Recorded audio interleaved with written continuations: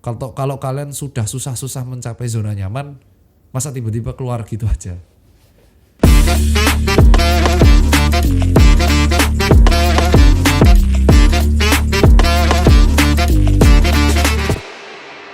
Assalamualaikum warahmatullahi wabarakatuh. Kembali lagi dengan konten kolaborasi Tirta Pempeng bersama dengan 4Wave. Dan kali ini saya memakai jam lokal merek Lancelot. Mantap jiwa bosku.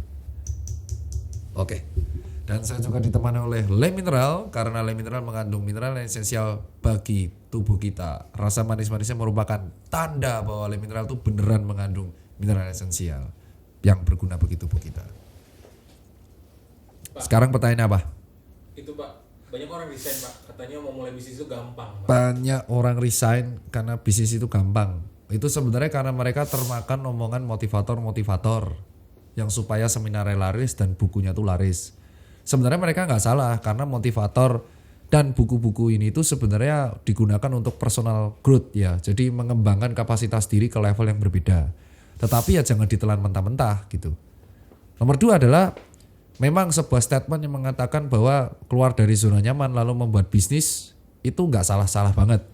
Tetapi dalam point of view saya, kalau kalian sudah susah-susah mencapai zona nyaman, masa tiba-tiba keluar gitu aja? Jadi point of view-nya dibalik aja. Kalau kalian sudah sampai zona nyaman, ya kalian harus keluar ke zona nggak nyaman untuk bisnis lagi. Nah sekarang point of view-nya tak balik ke teman-teman netizen yang menonton konten ini.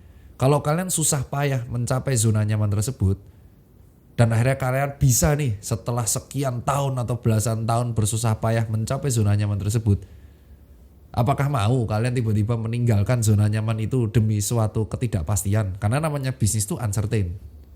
Pasti jawabannya adalah enggak gitu. Makanya di dalam bisnis itu adalah kalau disebut gampang, bagi saya tidak. Bisnis itu susah karena uncertain. Namanya bisnis itu kita harus membuat plan yang luas gitu. Ada yang namanya bisnis model canvas. Mungkin teman-teman bisa Google atau teman-teman 4Wave dari Aul dan Hakim bisa membantu. Nih, contoh bisnis model canvas. Kalian tuh harus mengisi poin-poin di sini. Idea diturunkan menjadi sebuah hal yang dinamakan bisnis model canvas. Setelah BMC ini selesai, kalian harus membuat yang namanya planning budget. Dari financial projection, ya kan? Dari asetnya mau kayak apa, liabilitasnya mau seperti apa, lalu equity-nya mau kayak apa, terus nanti beban expenses-nya mau kayak apa, income-nya seperti apa. Terus nomor 3, kalian juga harus mempertimbangkan apa yang namanya break even point, mau di titik bulan apa.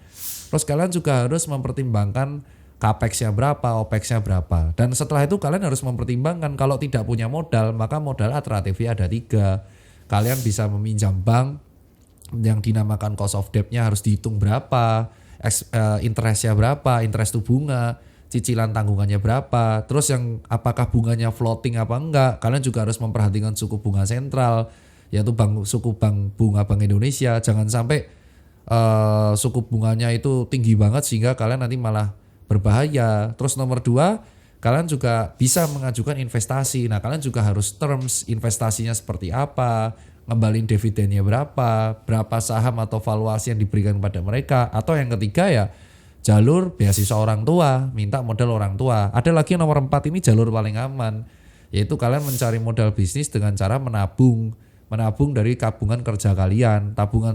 Nah tapi kan tabungan ini namanya uang, nilainya akan menurun karena ada inflasi yang inflasinya sekitar 5% per tahun.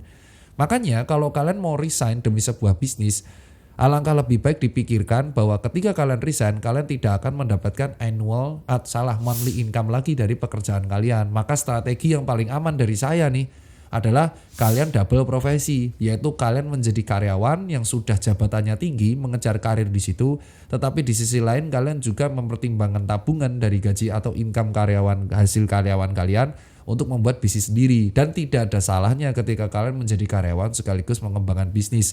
If we can do both, why we have to choose one of them. Nah jadi kalau kita bisa melakukan dua-duanya, kenapa kita harus dibiasakan memilih?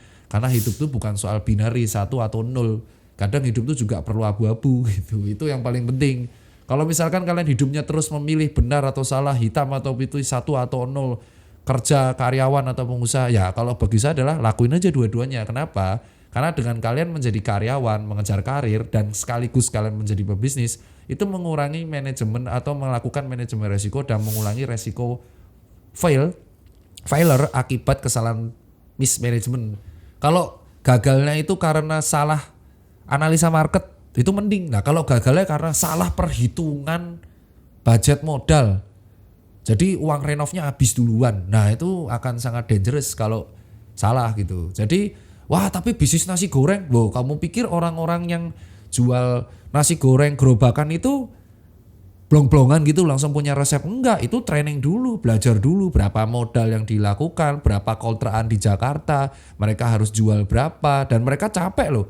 Pagi sampai siang cari bahan, terus dagang sampai jam 1 pagi, gitu aja terus. Jadi jangan dipikir orang-orang yang kerja di kaki lima itu segampang yang kalian pikirkan, alah cuman kaki lima. Itu mereka pagi sampai siang harus cari bahan, belum ngitung berapa soldnya per hari, belum bayar orangnya, belum bagi hasilnya, belum retribusinya. Jadi di dalam sebuah hal itu tidak ada yang gampang. Jadi kalau ada yang mengatakan bisnis itu gampang, keluarlah dari zona nyaman, kamu harus counter lagi ke mereka. Kalau Anda sudah kerja 20 tahun dan Anda meraih zona nyaman itu, at least nikmati dulu hasilnya buat diri Anda, buat keluarga Anda, dan itu tidak ada yang salah dengan hal itu gitu kalau dari saya.